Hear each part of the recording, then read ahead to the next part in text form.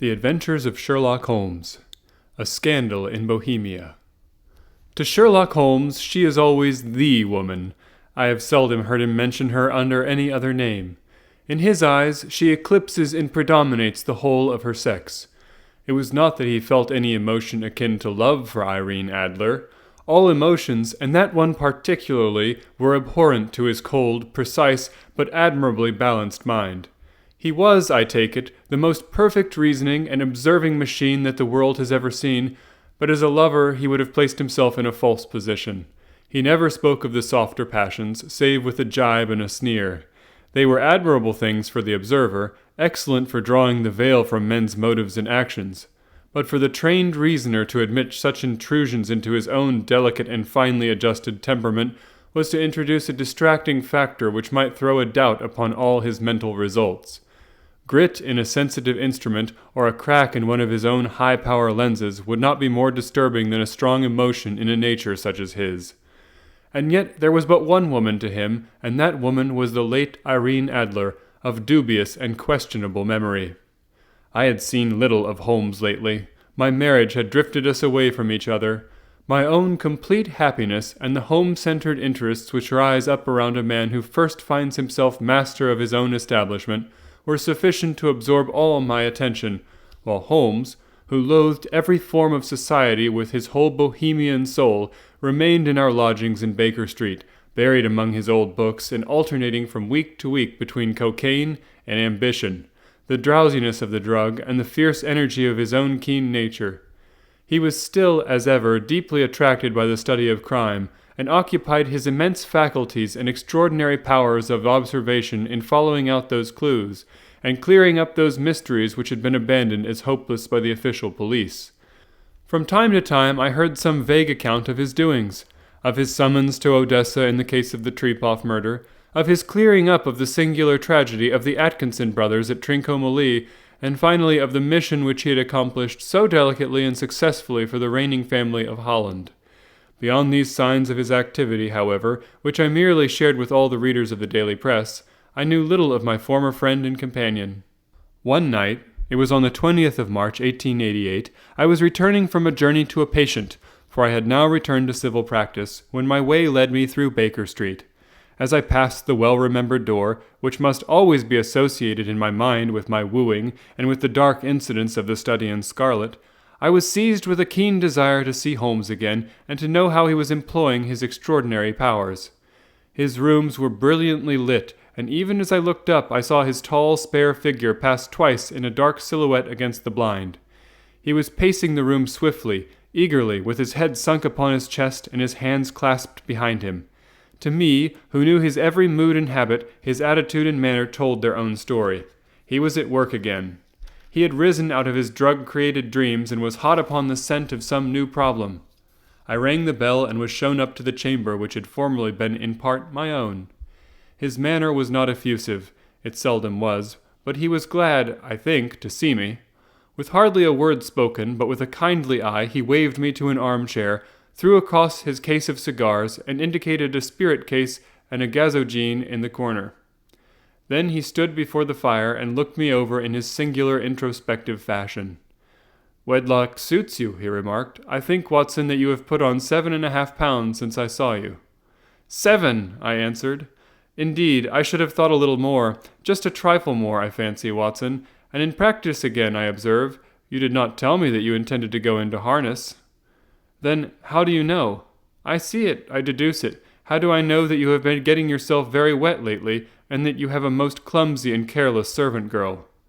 "My dear Holmes," said I, "this is too much. You would certainly have been burned had you lived a few centuries ago. It is true that I had a country walk on Thursday and came home in a dreadful mess. But as I have changed my clothes, I can't imagine how you deduce it. As to Mary Jane, she is incorrigible, and my wife has given her notice, but there again I fail to see how you work it out." He chuckled to himself and rubbed his long, nervous hands together. "It is simplicity itself," said he. "My eyes tell me that on the inside of your left shoe, just where the firelight strikes it, the leather is scored by 6 almost parallel cuts. Obviously they have been caused by someone who has very carelessly scraped round the edges of the sole in order to remove crusted mud from it. Hence, you see, my double deduction that you had been out in vile weather, and that you had a particularly malignant boot-slitting specimen of the London slavey. As to your practice, if a gentleman walks into my room smelling of iodoform, with a black mark of nitrate of silver upon his right forefinger, and a bulge on the right side of his top hat to show where he has secreted his stethoscope, I must be dull indeed if I do not pronounce him to be an active member of the medical profession. I could not help laughing at the ease with which he explained his process of deduction. When I hear you give your reasons, I remarked, the things always appear to me so ridiculously simple that I could easily do it myself, though at each successive instance of your reasoning I am baffled until you explain your process, and yet I believe that my eyes are as good as yours. Quite so, he answered, lighting a cigarette and throwing himself down into an armchair. You see, but you do not observe. The distinction is clear. For example, you have frequently seen the steps which lead up from the hall to this room. Frequently. How often? Well, some hundreds of times. Then how many are there? How many? I don't know. Quite so, you have not observed, and yet you have seen. That is just my point. Now I know that there are 17 steps because I have both seen and observed. By the way, since you are interested in these little problems, and since you are good enough to chronicle one or two of my trifling experiences, you may be interested in this. He threw over a sheet of thick, pink-tinted notepaper which had been lying open upon the table. It came by the last post, said he. Read it aloud. The note was undated and without either signature or address. There will call upon you tonight, at 7:45, a gentleman who desires to consult you upon a matter of the very deepest moment. Your recent services to one of the royal houses of Europe have shown that you are one who may safely be trusted with matters which are of an importance which can hardly be exaggerated. This account of you we have from all quarters received. Be in your chamber, then, at that hour, and do not take it amiss if your visitor wear a mask. This is indeed a mystery, I remarked. What do you imagine that it means? I have no data yet. It is a capital mistake to theorize before one has data. Insensibly one begins to twist facts to suit theories, instead of theories to suit facts. But the note itself, what do you deduce from it? I carefully examined the writing and the paper upon which it was written. The man who wrote it was presumably well-to-do, I remarked, endeavoring to imitate my companion's processes. Such paper could not be bought under half a crown a packet. It is peculiarly strong and stiff. Peculiar, that is the very word, said Holmes. It is not an English paper at all. Hold it up to the light. I did so, and saw a large E with a small g, a P, and a large G with a small t woven into the texture of the paper. What do you make of that? Asked Holmes. The name of the maker, no doubt, or his monogram, rather. Not at all. The G with the small t stands for Gesellschaft, which is the German for company. It is a customary contraction like our CO. P, of course, stands for Papier. Now for the EG, let us glance at our Continental Gazetteer. He took down a heavy brown volume from his shelves. Iglo, Iglonitz, here we are, Igria. It is in a German-speaking country, in Bohemia, not far from Carlsbad.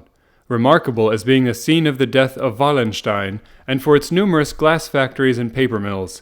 Ha-ha, my boy, what do you make of that? His eyes sparkled, and he sent up a great blue triumphant cloud from his cigarette. The paper was made in Bohemia, I said. Precisely, and the man who wrote the note is a German.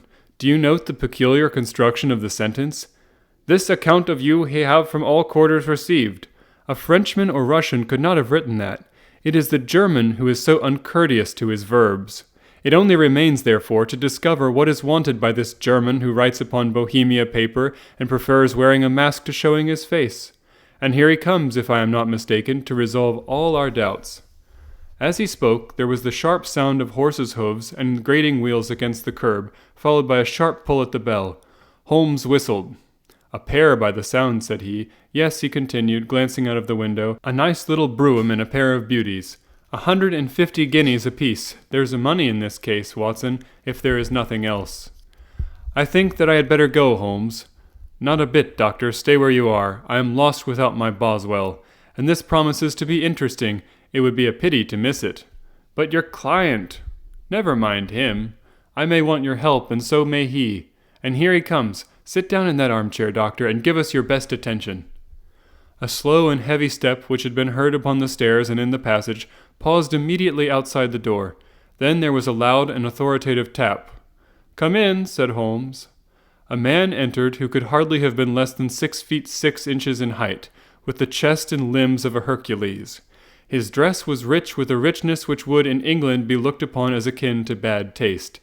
Heavy bands of astrakhan were slashed across the sleeves and fronts of his double-breasted coat, while the deep blue cloak which was thrown over his shoulders was lined with flame-colored silk and secured at the neck with a brooch which consisted of a single flaming barrel. Boots, which extended halfway up his calves and which were trimmed at the tops with rich brown fur, completed the impression of barbaric opulence which was suggested by his whole appearance. He carried a broad-brimmed hat in his hand, while he wore across the upper part of his face, extending down past the cheekbones, a black visored mask, which he had apparently adjusted that very moment, for his hand was still raised to it as he entered. From the lower part of the face he appeared to be a man of strong character, with a thick, hanging lip, and a long, straight chin suggestive of resolution pushed to the length of obstinacy. "You had my note?" he asked, with a deep, harsh voice and a strongly marked German accent. "I told you that I would call." He looked from one to the other of us, as if uncertain which to address. "Pray take a seat," said Holmes. "This is my friend and colleague, Dr. Watson, who is occasionally good enough to help me in my cases. Whom have I the honor to address?" "You may address me as the Count von Kramm, a Bohemian nobleman. I understand that this gentleman, your friend, is a man of honor and discretion, whom I may trust with a matter of the most extreme importance. If not, I should much prefer to communicate with you alone." I rose to go, but Holmes caught me by the wrist and pushed me back into my chair. "It is both or none," said he. "You may say before this gentleman anything which you may say to me." The Count shrugged his broad shoulders. "Then I must begin," said he, "by binding you both to absolute secrecy for 2 years. At the end of that time the matter will be of no importance. At present it is not too much to say that it is of such weight that it may have an influence upon European history." "I promise," said Holmes. "And I." "You will excuse this mask," continued our strange visitor. "The august person who employs me wishes his agent to be unknown to you, and I may confess at once that the title by which I have just called myself is not exactly my own." "I was aware of it," said Holmes dryly. "The circumstances are of great delicacy, and every precaution has to be taken to quench what might grow to be an immense scandal and seriously compromise one of the reigning families of Europe. To speak plainly, the matter implicates the great house of Ormstein, hereditary kings of Bohemia."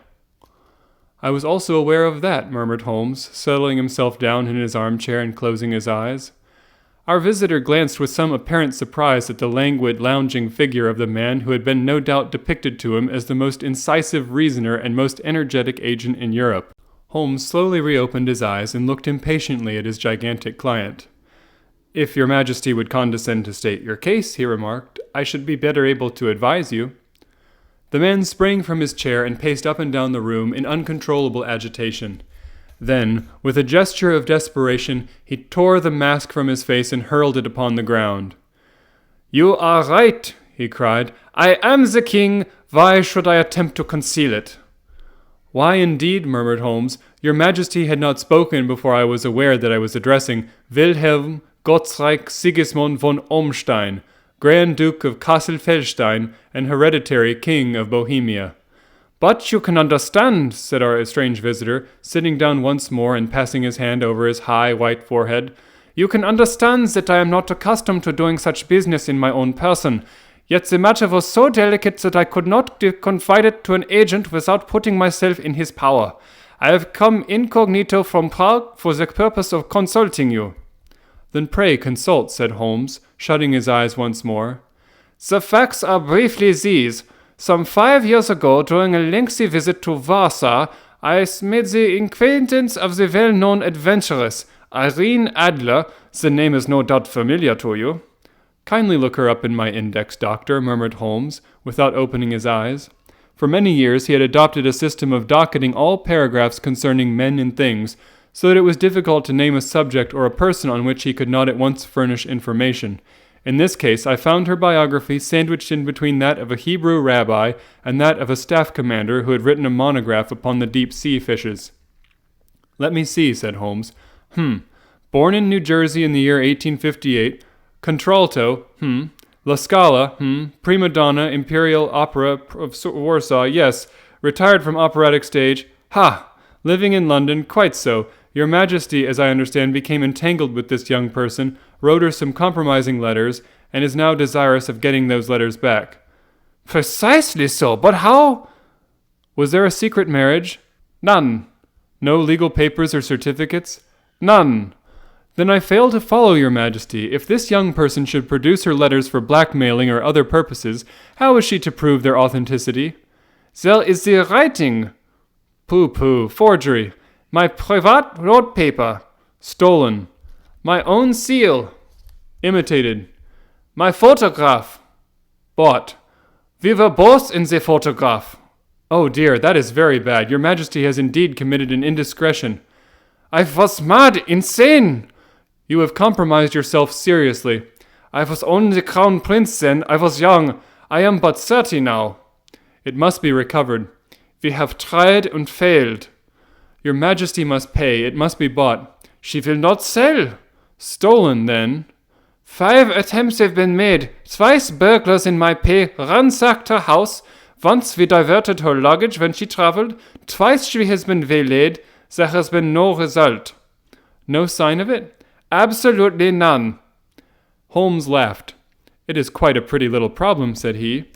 "But a very serious one to me," returned the king reproachfully. "Very, indeed. And what does she propose to do with the photograph?" "To ruin me." "But how?" "I am about to be married." "So I have heard."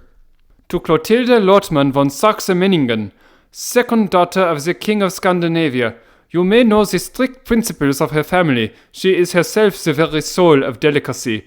A shadow of doubt as to my conduct would bring the matter to an end." "And Irene Adler?" "Threatens to send them the photograph, and she will do it. I know that she will do it. You do not know her, but she has a soul of steel.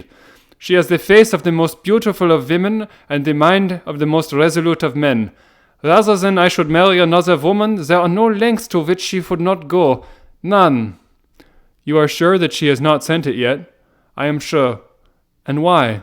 "Because she said that she would send it on the day when the betrothal was publicly proclaimed. That will be next Monday." "Ah, then we have 3 days yet," said Holmes with a yawn. "That is very fortunate, as I have 1 or 2 matters of importance to look into just at present. Your Majesty will, of course, stay in London for the present?" "Certainly. You will find me at the Langham under the name of Count von Kram." "Then I shall drop you a line to let you know how we progress." "Pray do so. I shall be all anxiety." "Then as to money?" "You have carte blanche." "Absolutely?" "I tell you that I would give one of the provinces of my kingdom to have that photograph." "And for present expenses?" The king took a heavy chamois leather bag from under his cloak and laid it on the table. "There are 300 pounds in gold and 700 in notes," he said. Holmes scribbled a receipt upon a sheet of his notebook and handed it to him. "And mademoiselle's address?" he asked. "Is Briony Lodge, Serpentine Avenue, St. John's Wood." Holmes took a note of it. "One other question," said he. "Was the photograph a cabinet?" "It was." "Then good night, Your Majesty, and I trust that we shall soon have some good news for you. And good night, Watson," he added, as the wheels of the royal brougham rolled down the street. "If you will be good enough to call tomorrow afternoon at 3 o'clock, I should like to chat this little matter over with you." At 3 o'clock precisely I was at Baker Street, but Holmes had not yet returned. The landlady informed me that he had left the house shortly after 8 o'clock in the morning. I sat down beside the fire, however, with the intention of awaiting him, however long he might be. I was already deeply interested in this inquiry, for, though it was surrounded by none of the grim and strange features which were associated with the 2 crimes which I have already recorded, still the nature of the case and the exalted station of his client gave it a character of its own. Indeed, apart from the nature of the investigation which my friend had on hand, there was something in his masterly grasp of a situation, and his keen, incisive reasoning which made it a pleasure to me to study his system of work, and to follow the quick, subtle methods by which he disentangled the most inextricable mysteries. So accustomed was I to his invariable success that the very possibility of his failing had ceased to enter into my head.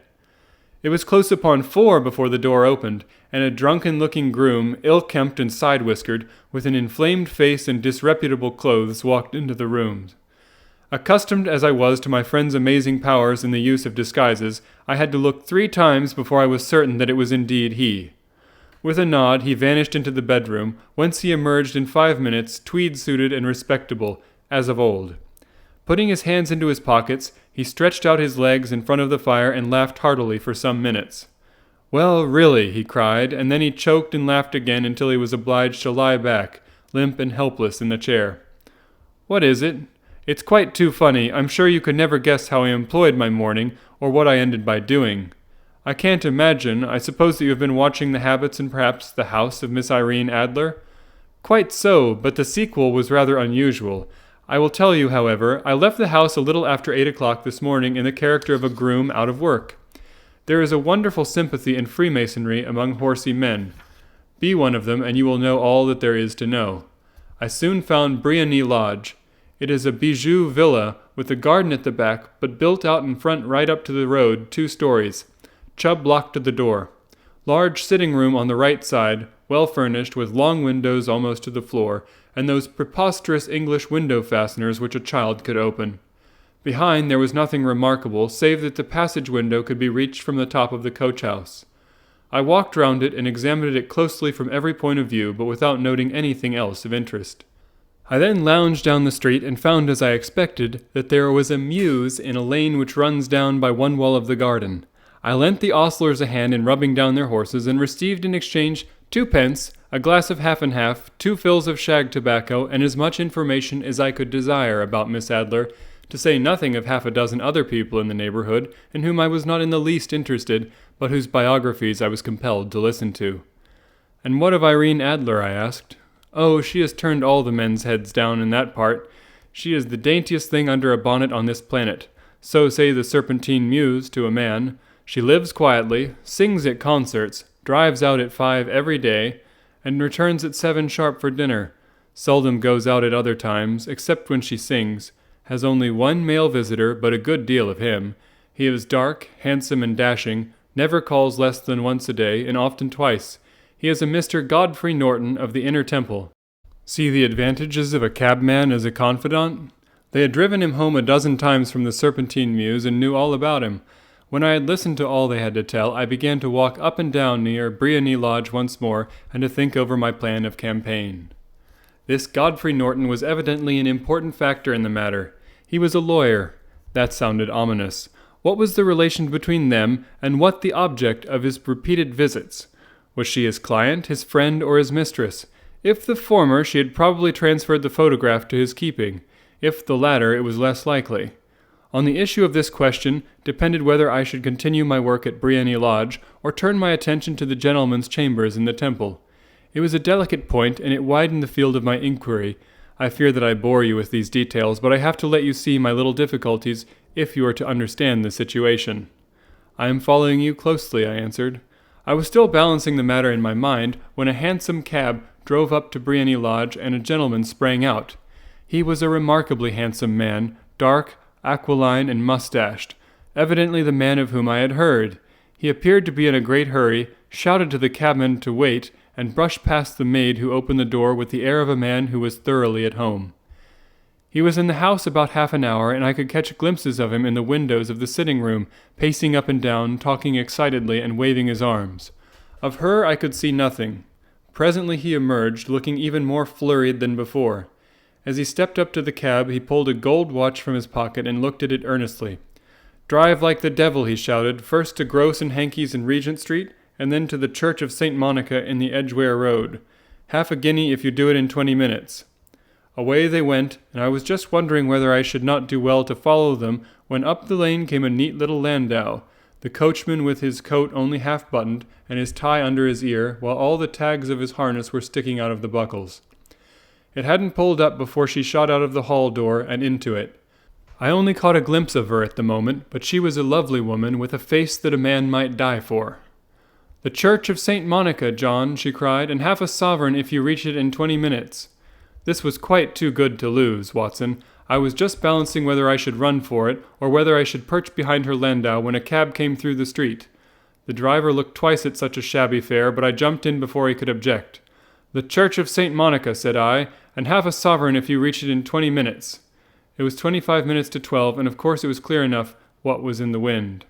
My cabby drove fast. I don't think I ever drove faster, but the others were there before us. The cab and the landau with their steaming horses were in front of the door when I arrived. I paid the man and hurried into the church. There was not a soul there save the two whom I had followed and a surpliced clergyman who seemed to be expostulating with them. They were all three standing in a knot in front of the altar.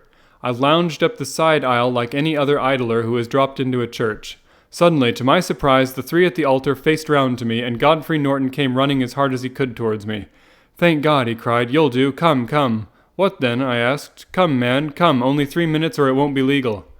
I was half dragged up to the altar, and before I knew where I was, I found myself mumbling responses which were whispered in my ear, and vouching for things of which I knew nothing, and generally assisting in the secure tying up of Irene Adler, spinster, to Godfrey Norton, bachelor. It was all done in an instant, and there was the gentleman thanking me on the one side and the lady on the other, while the clergyman beamed on me in front. It was the most preposterous position in which I had ever found myself in my life, and it was the thought of it that started me laughing just now. It seems that there had been some informality about their license, that the clergyman absolutely refused to marry them without a witness of some sort, and that my lucky appearance saved the bridegroom from having to sally out into the streets in search of a best man. The bride gave me a sovereign, and I mean to wear it on my watch chain in memory of the occasion. "This is a very unexpected turn of affairs," said I. "And what then?" "Well, I found my plans very seriously menaced. It looked as if the pair might take an immediate departure, and so necessitate very prompt and energetic measures on my part. At the church door, however, they separated, he driving back to the temple, and she to her own house. "I shall drive out in the park at 5 as usual," she said as she left him. I heard no more. They drove away in different directions, and I went off to make my own arrangements. "Which are?" "Some cold beef and a glass of beer," he answered, ringing the bell. "I have been too busy to think of food, and I am likely to be busier still this evening. By the way, Doctor, I shall want your cooperation." "I shall be delighted. You don't mind breaking the law?" "Not in the least." "Nor running a chance of arrest?" "Not in a good cause." "Oh, the cause is excellent. Then I am your man. I was sure that I might rely on you. But what is it you wish?" "When Mrs. Turner has brought in the tray, I will make it clear to you. Now," he said, as he turned hungrily on the simple fare that our landlady had provided, "I must discuss it while I eat, for I have not much time. It is nearly 5 now. In 2 hours we must be on the scene of action. Miss Irene, or Madame rather, returns from her drive at 7. We must be at Briony Lodge to meet her." "And what then?" "You must leave that to me. I have already arranged what is to occur. There is only one point on which I must insist. You must not interfere, come what may. You understand?" "I am to be neutral?" "To do nothing whatever. There will probably be some small unpleasantness. Do not join in it. It will end in my being conveyed into the house. 4 or 5 minutes afterwards the sitting-room window will open. You are to station yourself close to that open window." "Yes." "You are to watch me, for I will be visible to you." "Yes. And when I raise my hand, so you will throw into the room what I give you to throw, and will, at the same time, raise the cry of fire. You quite follow me?" "Entirely." "It is nothing very formidable," he said, taking a long, cigar-shaped roll from his pocket. "It is an ordinary plumber's smoke rocket, fitted with a cap at either end to make it self-lighting. Your task is confined to that. When you raise your cry of fire, it will be taken up by quite a number of people. You may then walk to the end of the street, and I will rejoin you in 10 minutes. I hope that I have made myself clear? I am to remain neutral, to get near the window, to watch you, and at the signal to throw in this object, then to raise the cry of fire, and to wait you at the corner of the street." "Precisely. Then you may entirely rely on me. That is excellent. I think perhaps it is almost time that I prepare for the new role I have to play." He disappeared into his bedroom and returned in a few minutes in the character of an amiable and simple-minded nonconformist clergyman. His broad black hat, his baggy trousers, his white tie, his sympathetic smile, and a general look of peering and benevolent curiosity were such as Mr. John Hare alone could have equalled. It was not merely that Holmes changed his costume. His expression, his manner, his very soul seemed to vary with every fresh part that he assumed. The stage lost a fine actor, even as science lost an acute reasoner when he became a specialist in crime. It was 6:15 when we left Baker Street, and it still wanted 10 minutes to the hour when we found ourselves in the Serpentine Avenue. It was already dusk, and the lamps were just being lighted as we paced up and down in front of Briony Lodge, waiting for the coming of its occupant. The house was just such as I had pictured it from Sherlock Holmes's succinct description, but the locality appeared to be less private than I expected. On the contrary, for a small street in a quiet neighborhood, it was remarkably animated. There was a group of shabbily dressed men smoking and laughing in a corner, a scissors grinder with his wheel, 2 guardsmen who were flirting with a nurse girl, and several well-dressed young men who were lounging up and down with cigars in their mouths. "You see," remarked Holmes, as we paced to and fro in front of the house, "this marriage rather simplifies matters. The photograph becomes a double-edged weapon now. The chances are that she would be as averse to its being seen by Mr. Godfrey Norton as our client is to its coming to the eyes of his princess. Now the question is, where are we to find the photograph? Where indeed? It is most unlikely that she carries it about with her. It is cabinet size, too large for easy concealment about a woman's dress. She knows that the king is capable of having her waylaid and searched. 2 attempts of the sort have already been made. We may take it, then, that she does not carry it about with her. Where, then? Her banker or her lawyer? There is that double possibility, but I am inclined to think neither. Women are naturally secretive, and they like to do their own secreting. Why should she hand it over to anyone else? She could trust her own guardianship, but she could not tell what indirect or political influence might be brought to bear upon a businessman. Besides, remember that she had resolved to use it within a few days. It must be where she can lay her hands upon it. It must be in her own house. But it has been twice burgled. Pshaw! They did not know how to look. But how will you look? I will not look. What then? I will get her to show me. But she will refuse. She will not be able to. But I hear the rumble of wheels. It is her carriage. Now carry out my orders to the letter." As he spoke, the gleam of the side lights of a carriage came round the curve of the avenue. It was a smart little landau which rattled up to the door of Briony Lodge. As it pulled up, one of the loafing men at the corner dashed forward to open the door in the hope of earning a copper, but was elbowed away by another loafer who had rushed up with the same intention. A fierce quarrel broke out, which was increased by the 2 guardsmen, who took sides with one of the loungers, and by the scissors grinder, who was equally hot upon the other side. A blow was struck, and in an instant the lady, who had stepped from her carriage, was the center of a little knot of flushed and struggling men, who struck savagely at each other with their fists and sticks. Holmes dashed into the crowd to protect the lady, but just as he reached her, he gave a cry and dropped to the ground, with the blood running freely down his face. At his fall, the guardsmen took to their heels in one direction and the loungers in the other, while a number of better-dressed people, who had watched the scuffle without taking part in it, crowded in to help the lady and to attend to the injured man. Irene Adler, as I will still call her, had hurried up the steps, but she stood at the top with her superb figure outlined against the lights of the hall, looking back into the street. "Is the poor gentleman much hurt?" she asked. "He is dead," cried several voices. No, there's life in him," shouted another, "but he'll be gone before you can get him to the hospital." "He's a brave fellow," said a woman. "They would have had the lady's purse and watch if it hadn't been for him. They were a gang, and a rough one, too. Ah, he's breathing now. He can't lie in the street. May we bring him in, ma'am?" "Sure. Bring him into the sitting room. There is a comfortable sofa. This way, please." Slowly and solemnly he was borne into Briony Lodge and laid out in the principal room, while I still observed the proceedings from my post by the window. The lamps had been lit, but the blinds had not been drawn, so that I could see Holmes as he lay upon the couch. I do not know whether he was seized with compunction at that moment for the part he was playing, but I know that I never felt more heartily ashamed of myself in my life than when I saw the beautiful creature against whom I was conspiring, or the grace and kindliness with which she waited upon the injured man. And yet it would be the blackest treachery to Holmes to draw back now from the part which he had entrusted to me. I hardened my heart and took the smoke rocket from under my ulster. After all, I thought, we are not injuring her, we are but preventing her from injuring another. Holmes had sat up upon the couch, and I saw him motion like a man who is in need of air. A maid rushed across and threw open the window. At the same instant I saw him raise his hand, and at the signal I tossed my rocket into the room with a cry of "Fire!" The word was no sooner out of my mouth than the whole crowd of spectators, well dressed and ill, gentlemen, ostlers, and servant-maids, joined in a general shriek of "Fire!"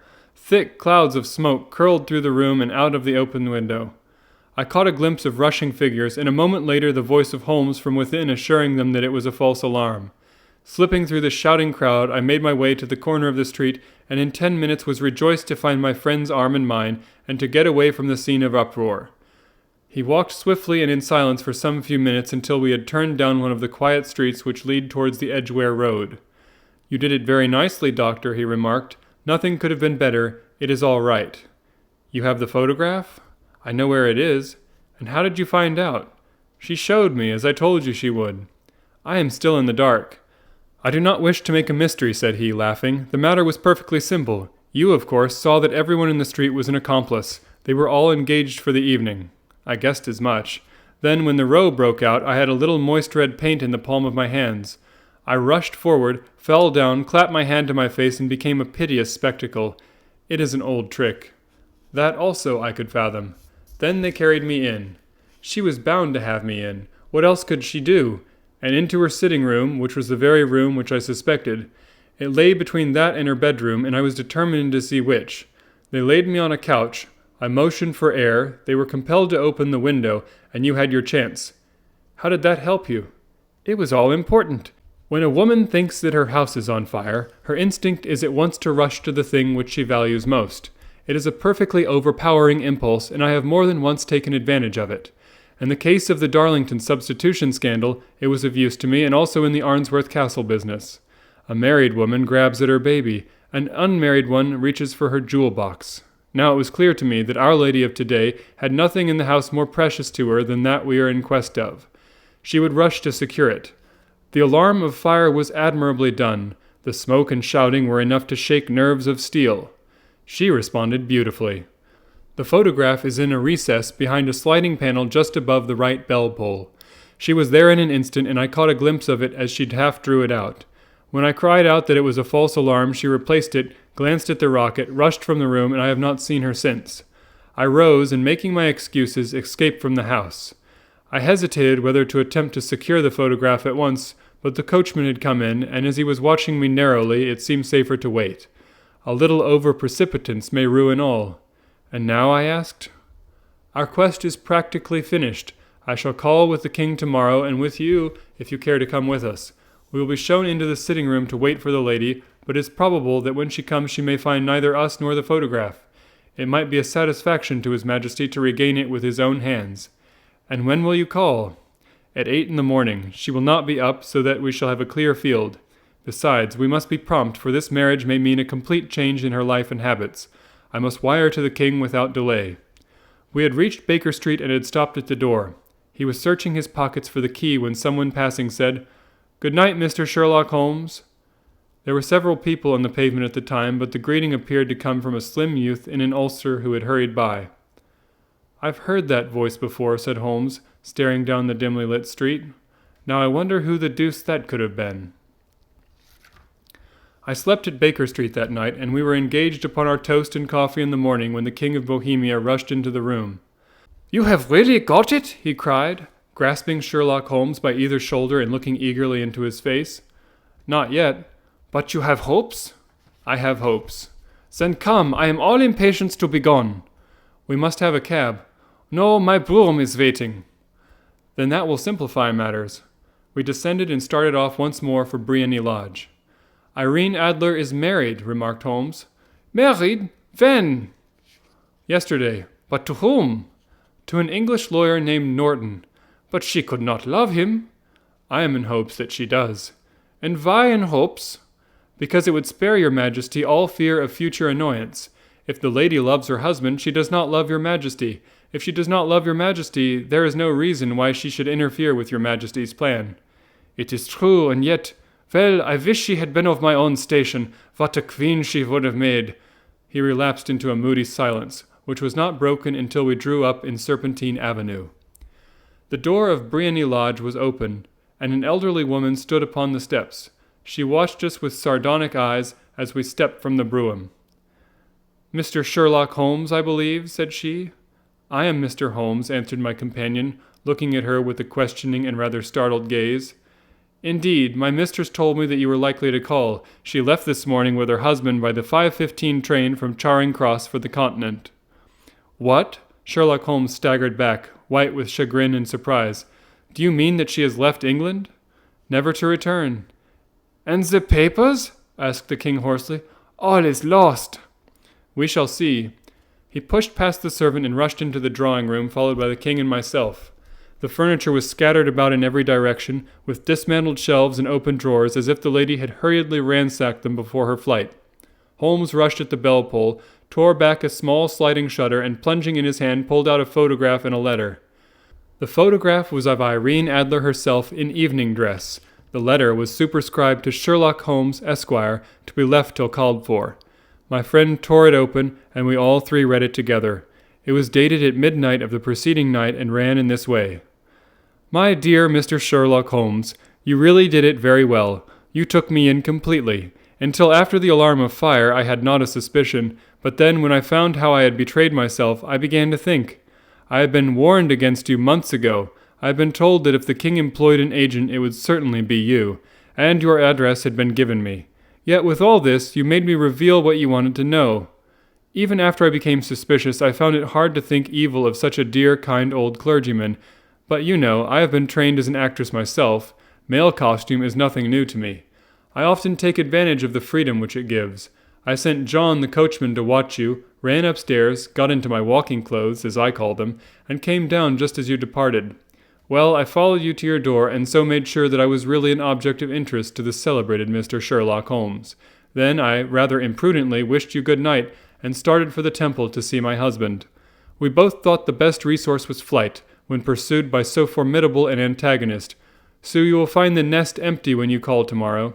As to the photograph, your client may rest in peace. I love and am loved by a better man than he. The king may do what he will without hindrance from one whom he has cruelly wronged. I keep it only to safeguard myself, and to preserve a weapon which will always secure me from any steps which he might take in the future. I leave a photograph which he might care to possess, and I remain, dear Sherlock Holmes, very truly yours, Irene Norton, née Adler. "What a woman! Oh, what a woman!" cried the King of Bohemia, when we had all three read this epistle. "Did I not tell you how quick and resolute she was? Would she not have made an admirable queen? Is it not a pity that she was not on my level?" "From what I have seen of the lady, she seems indeed to be on a very different level to your Majesty," said Holmes coldly. "I am sorry that I have not been able to bring your Majesty's business to a more successful conclusion." "On the contrary, my dear sir," cried the king, "nothing could be more successful. I know that her word is inviolate. The photograph is now as safe as if it were in the fire." "I am glad to hear your Majesty say so." "I am immensely indebted to you. Pray tell me in what way I can reward you. This ring?" He slipped an emerald snake ring from the finger and held it out upon the palm of his hand. "Your Majesty has something which I should value even more highly," said Holmes. "You have but to name it." "This photograph!" The king stared at him in amazement. "Irene's photograph?" he cried. "Certainly, if you wish it." "I thank your Majesty. Then there is no more to be done in the matter. I have the honor to wish you a very good morning." He bowed, and turning away without observing the hand which the king had stretched out to him, he set off in my company for his chambers. And that was how a great scandal threatened to affect the kingdom of Bohemia, and how the best plans of Mr. Sherlock Holmes were beaten by a woman's wit. He used to make merry over the cleverness of women, but I have not heard him do it of late. And when he speaks of Irene Adler, or when he refers to her photograph, it is always under the honorable title of the woman.